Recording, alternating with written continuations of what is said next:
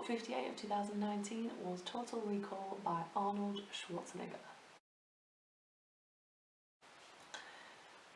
I actually really enjoyed listening to Arnold Schwarzenegger's autobiography because he's had such an amazing life. Like, you just find yourself like thinking, like, why is his life so eventful? Why is there so many things that are happening to him that it's just so different to like my life? And I wonder if it's kind of like a product of his time, like in the sense of back in the days that, you know, he was alive. Well, I mean, obviously he's still alive, but like I think he is. Growing up and things, like, it was, you know, America was the land of opportunities and things, which is probably less likely the case now. It's just very interesting. I've kind of got a little bit of an obsession with autobiographies recently, and this is a good one. He basically, like, obviously goes through his life. So he starts off back in Austria, talking about how his dad was kind of like a disciplinarian. I think he was a police warden, so he was very kind of strong on the discipline, because obviously he would be an embarrassment to the rest of the town if his sons were, you know, not behaving. And his brother, I was going to say Mein Kampf then, but I think that's like Adolf Hitler's book, isn't it? But anyway, can't remember, he's saying something similar to that. His brother was more kind of like into like academia, and I suppose he was more into physicality, and so he would do all the kind of like physical tasks around the house and things, and so he was already quite well exercised. That's not really a good way of describing it, is it? But he was already physically fit when he was younger, so from a young age he'd become quite like strong and quite well built in terms of his physique, and so that obviously naturally got him into bodybuilding. And just being part of the kind of bodybuilding community just sounded like a really, you know, nice environment to be in, with everybody helping you out, and it really comes across Arnold Schwarzenegger's personality, in that he just is like a little puppy. Like, he's always happy and like bounding around and like joking with people, and he's everybody's mate, but he's very kind of good at getting what he needs out of people, and you know, he's so charming, people are just willing to help him all the time. And he, you know, he talks about bodybuilding for a couple of chapters, and he is absolutely ruthless in terms of competition. Like, he will beat whoever he wants to beat, and in kind of like underhand tactics as well, which I guess is the Republican in him.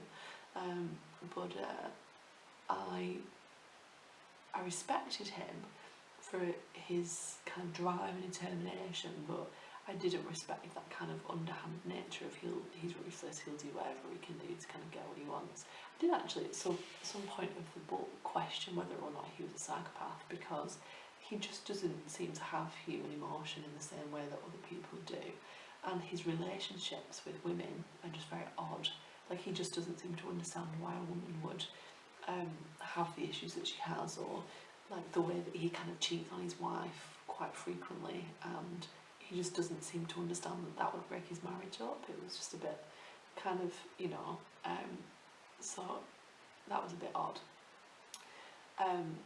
But going back to his kind of life, so, you know, from bodybuilding, he was like a tank driver for a bit, and he was awful at that, and like crashed a tank into a wall, and then they let him go from that so that he could do bodybuilding competitions, and he was like running the gym, and you know, this guy like took advantage of him, and if he wasn't kind of smart in what he was doing, he probably would have been taken advantage of, and he wouldn't have got where he got, and he got to America, and like someone else tried to take advantage of him, but he kind of just like, it's like a water off a duck's back. He just kind of recovers and he gets on with it, and he takes it in good humour, and he, you know, some people take advantage, and then he's like, oh, and then someone else is really nice to him, like people put him up in their houses and allow him to stay with them, and it's just like everything just seems to be rosy and go really well for him. And I don't know if that's just because he's a very optimistic, positive person, and he's writing his autobiography like kind of in that way.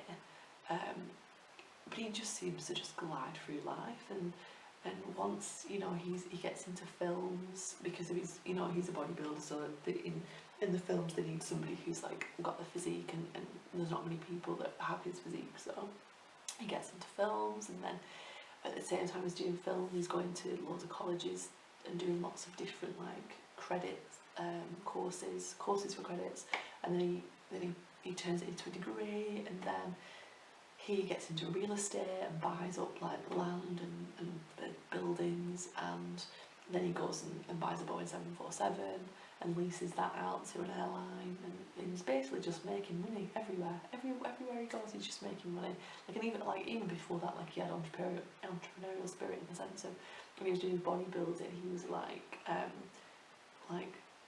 trying to teach people how to do exercise and things, and he could subscribe, and then he'd like a mail order kind of service, which is like, you know, how does he even think of all these things to do? Like, he literally like turns whatever he's doing into a way of making money, and I suppose it comes from his like poor upbringing. Like, he's always been trying to make money, and it's just kind of like everything that he can do, he just makes money.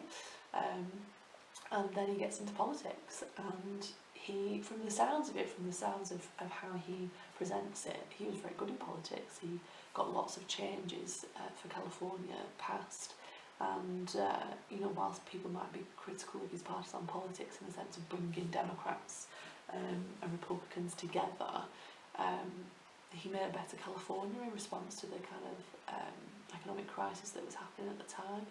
So I kind of really respected him, listening to the way that he was, because even like before that, like, he got into politics, he was like an exercise, I don't know what to call it, like a figurehead for an exercise thing under G.H. Bush. Oh, should have really researched this before I did it, shouldn't I?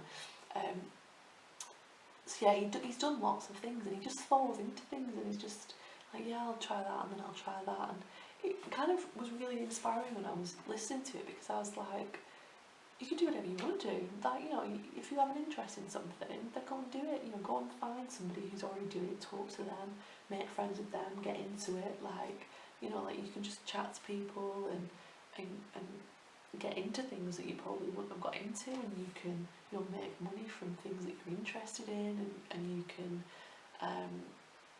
importantly, you can make a difference to things by bringing people together. And I think that's a real skill that he's got, because he's so charming and because he's so kind of affable. He can bring people on side and can listen to what they kind of say, and listen, like, basically kind of combine that with what he thinks, and come to some shared solution. And I thought that was really inspiring to listen to that.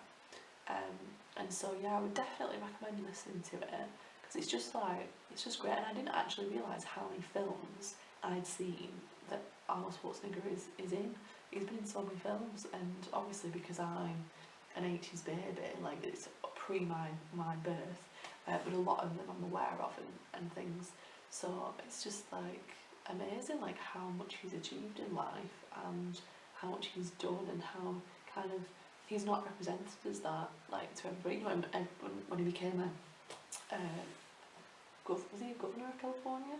Everyone was kind of like, what is he doing and why is he doing that? But listening to his autobiography, I was like, why not? Why the hell not can he do that? Like, he's got lots of knowledge and experience in various, you know, avenues, and got lots of skills. Why could he not do that? So I'm not really surprised that he was successful, if obviously he is being accurate in his presentation of it, but he was quite candid in his discussion of his relationships. So, you know, I assume that would be true as well. And the fact that he had 4 kids at the same time, like, it's just like, wow, like, what a person. And it's interesting because listening to him discuss his life and things, he became ultimately attractive to me, and I found myself looking back at pictures of him when he was younger, because there was discussion about how all the women were all over him and things. I was like, oh, why were they all over him? But actually I can completely see why. Like, he was very attractive, and he was very kind of driven, and very kind of, you know, he was always going to be successful. And so, yeah, I would definitely recommend listening to it or reading it. he doesn't actually narrate most of it. He only narrates like 2 chapters, which to be honest is probably for the best, because he has a very heavily accented narration, which is probably not heavily accented compared to what his German was originally. But yeah, it was quite difficult to follow in the first chapter, but I think the last chapter was fine, but the middle bit's narrated by somebody else, so I always think that it lacks a little bit of authenticity, doesn't it, when somebody else narrates it. Like I'm listening to Richard Branson at the minute, and it's not narrated by him, but it sounds a little bit like him, so it's kind of okay. But yeah, I always prefer to listen to the actual author themselves rather than somebody else. But it's probably best for the best in this one. So yeah, I'd recommend that.